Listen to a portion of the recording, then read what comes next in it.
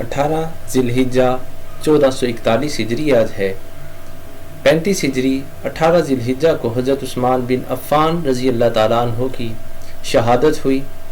حضرت عثمان بن عفان اپنے والد کی طرف سے عبد مناف پر جا کر ان کا سلسلہ نسب نبی اکرم صلی اللہ علیہ وسلم سے ملتا ہے، جبکہ والدہ حضرت عروہ جو تھی وہ حضرت عبداللہ رضی اللہ تعالیٰ عنہ جو کہ نبی اکرم صلی اللہ علیہ وسلم کے والد محترم تھے، ان کی جڑواں بہن تھی۔ یوں حضرت عثمان غنی رضی اللہ تعالیٰ عنہ یہ نبی اکرم صلی اللہ علیہ وسلم کے پھوپھو زاد تھے۔ ان کا لقب جو تھا وہ ذوالنورین تھا، دو نوروں والے۔ اس کی وجہ کہ نبی اکرم صلی اللہ علیہ وسلم کی دو بیٹیاں وہ حضرت عثمان غنی کے عقد میں رہی ہیں، آپ کی زوجیت میں رہی ہیں، اور حضرت آدم علیہ السلام سے لے کر نبی اکرم صلی اللہ علیہ وسلم تک کوئی شخص ایسا نہیں ہے کہ جس کے عقد میں نبی کی دو بیٹیاں رہی ہوں۔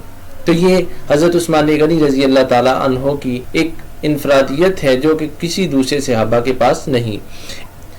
دور جاہلیت میں ان کو ابو عمر کہا جاتا تھا، جبکہ جب اسلام لے آئے اور حضرت رقیہ رضی اللہ تعالیٰ عنہ بنت رسول اللہ صلی اللہ علیہ وسلم سے ان کا ایک بیٹا پیدا ہوا جن کا نام انہوں نے عبداللہ رکھا۔ اس وجہ سے ان کی کنیت بعد میں ابو عبداللہ ہوئی۔ ابو بکر صدیق رضی اللہ تعالیٰ عنہ، حضرت علی المرتضیٰ، حضرت زید بن حارثہ کے بعد جو چوتھا شخص جو مسلمان ہوا وہ ان کا نام عثمان بن عفان ہے۔ پھر ان کی شادی جو تھی وہ حضرت رقیہ رضی اللہ عنہا سے کر دی گئی۔ اس کے بعد مشرکین نے ظلم و ستم کا بازار گرم کیا تو نبی صلی اللہ علیہ وسلم کے حکم پر جو مسلمان حبشہ کی طرف ہجرت کر کے گئے ان میں حضرت رقیہ اور حضرت عثمان بن عفان رضی اللہ تعالیٰ عنہ بھی تھے۔ اور ان کی ہجرت کے متعلق نبی صلی اللہ علیہ وسلم نے فرمایا تھا کہ حضرت لوط علیہ السلام کے بعد یہ پہلا جوڑا ہے جو کہ اللہ کی راہ میں ہجرت کر رہے ہیں۔ جب ہجرت مدینہ ہوئی یہ نبی اکرم صلی اللہ علیہ وسلم کے پاس مدینہ میں پہنچ گئے۔ بیر روما وہ حضرت عثمان غنی رضی اللہ تعالیٰ عنہ نے نبی اکرم صلی اللہ علیہ وسلم کے حکم پر خرید کر مسلمانوں کے لیے وقف کر دیا۔ اس کے بعد غزوہ بدر ہوتا ہے۔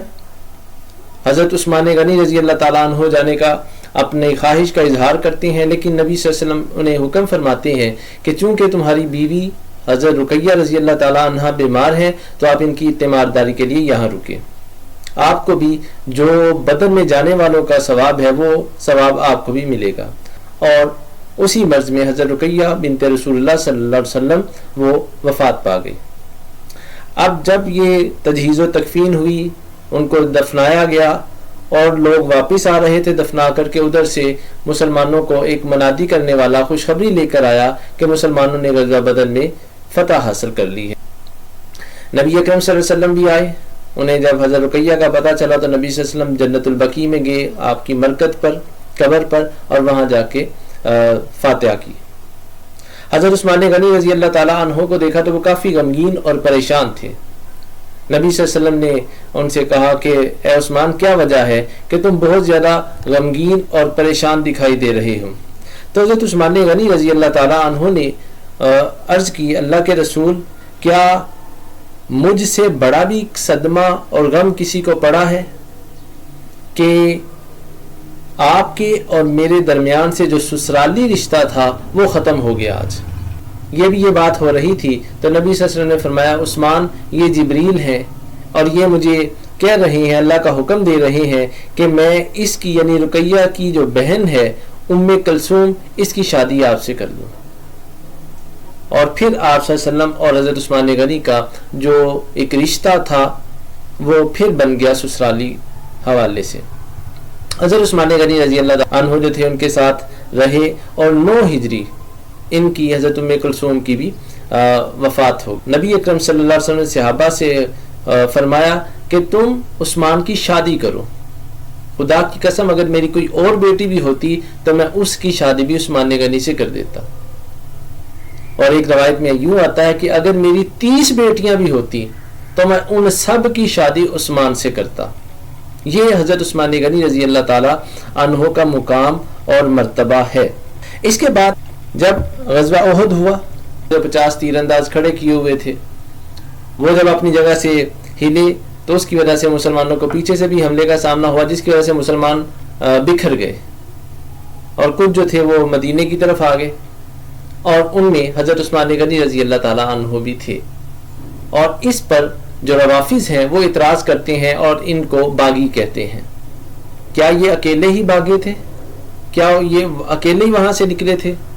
تو اس پہ ہمیں غور و فکر کرنا ہوگا. سورۃ ال عمران کی آیت نمبر 155 میں اللہ تعالیٰ فرماتے ہیں کہ ہم نے جو ادھر سے فرار ہوئے، ادھر سے بھاگے، ہم نے ان سب کو معاف کر دیا. جب قرآن کہہ رہا ہے ہم نے معاف کر دیا، تو پھر ہم کون ہے جو یہ کہیں کہ نہیں، یہ چونکہ بھاگے تھے اس لیے ان کی معافی نہیں ہو سکتی. پھر حدیبیہ کے مقام پر نبی اکرم صلی اللہ علیہ وسلم کے پاس جب مشرکین کی طرف سے 2-3 افراد آ چکے، وفد ان کے آ چکے، تو اس کے بعد نبی صلی اللہ علیہ وسلم نے اپنی طرف سے بھی کسی شخص کو بھیجنا چاہا تاکہ وہ بھی ان سے بات کریں اور انہیں بتائیں جا کے کہ ہم یہاں پر لڑائی کی غرض سے نہیں آئے بلکہ ہم یہاں پر عمرے کی غرض سے آئے ہیں. تو اس کے لیے حضرت عثمان غنی رضی اللہ تعالیٰ عنہ کا انتخاب ہوا. آپ گئے وہاں جا کر لوگوں سے ملے اور انہیں اپنے آنے کا وجہ بتائی. تو جو ابو سفیان اور دوسرے سردار تھے انہوں نے عثمان غنی سے کہا کہ آپ آئے ہیں، آپ تو عمرہ کر لیجئے.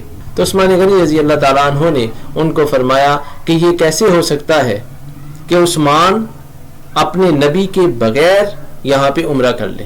دوسری طرف مسلمان جو تھے جو نبی اکرم صلی اللہ علیہ وسلم کے پاس حدیبیہ کے مقام پر تھے، انہوں نے بھی یہ کہا اللہ کے رسول ہم یہاں پہ بیٹھے ہیں، عثمان تو وہاں پہ عمرہ کر رہے ہوں گے. تو نبی صلی اللہ علیہ وسلم نے فرمایا کہ عثمان میرے بغیر عمرہ نہیں کر سکتا.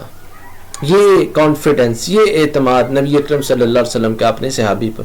اور پھر جب یہ خبر پہنچی کہ عثمان غنی کو قتل کر دیا گیا ہے تو نبی اکرم صلی اللہ علیہ وسلم نے وہاں پر ایک بیعت لی جس کو قرآن مجید میں بیعت رضوان کہا گیا. اس میں نبی اکرم صلی اللہ علیہ وسلم نے اپنے دائیں ہاتھ کو عثمان کا ہاتھ قرار دیا، کہا یہ عثمان کا ہاتھ ہے، اور آپ نے اپنا بایاں ہاتھ اوپر رکھ کے کہا میں عثمان سے بھی بیعت لے رہا ہوں. پھر غزوہ تبوک جب ہوتا ہے اور اس میں نبی اکرم صلی اللہ علیہ وسلم صحابہ سے کہتے ہیں کہ اسلام کی مدد کی جائے، تو حضرت عثمان غنی رضی اللہ تعالیٰ عنہ نے اس غزوے میں 10,000 دینار خرچ کیے تھے. اور یہ جو 10,000 دینار تھے یہ اونٹوں، گھوڑوں اور جو لشکر کا سامان وغیرہ تھا اس کے علاوہ تھے. 900 اونٹ تھے اور 100 گھوڑا تھا.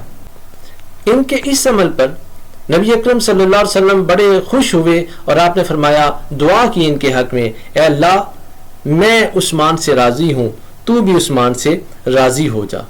اور حضرت عثمان غنی کے لیے نبی اکرم صلی اللہ علیہ وسلم وہ تمام رات دعا کرتے رہے، اے اللہ میں عثمان سے راضی ہوں، تو بھی عثمان سے راضی ہو جا.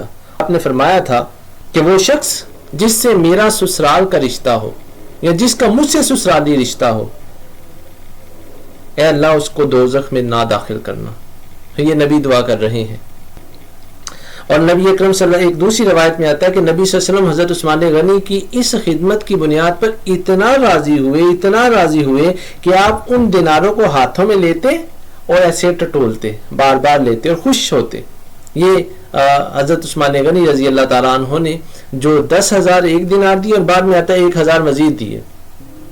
اور نبی صلی اللہ علیہ وسلم ارشاد فرماتے تھے، عثمان اللہ تعالیٰ نے تمہارے تمام گناہ معاف کر دیے ہیں، وہ گناہ چاہے تم نے کھلے عام کیے یا پھر تم نے چھپ کر کیے، اور وہ گناہ جو تم کر چکے ہو اور وہ جو تم آئندہ کرو گے اللہ تعالیٰ نے وہ سارے کے سارے گناہ تمہارے معاف کر دیے ہیں. اور کہا جو کچھ بھی تم کرو گے تمہاری مغفرت ہو چکی ہے. پھر نبی اکرم صلی اللہ علیہ وسلم کا وصال ہو گیا. حضرت ابوبکر صدیق اسلام کے پہلے خلیفہ بنے.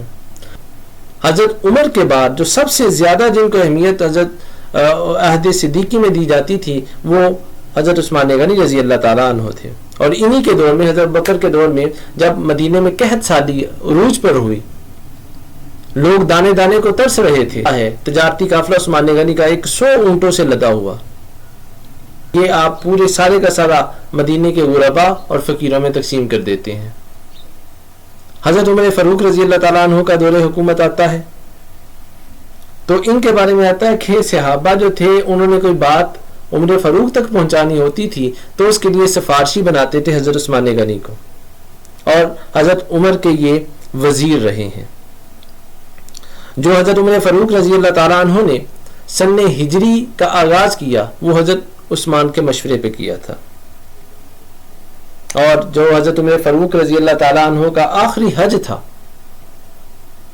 اس حج میں جو امہات المومنین بھی گئی تھی، ان امہات المومنین کے لیے جو افراد تھے جنہوں نے ان کو پہنچانا تھا آگے حج تک، تو وہ حضرت عثمان غنی رضی اللہ تعالیٰ عنہ۔ پھر حضرت عثمان غنی کا دور آتا ہے۔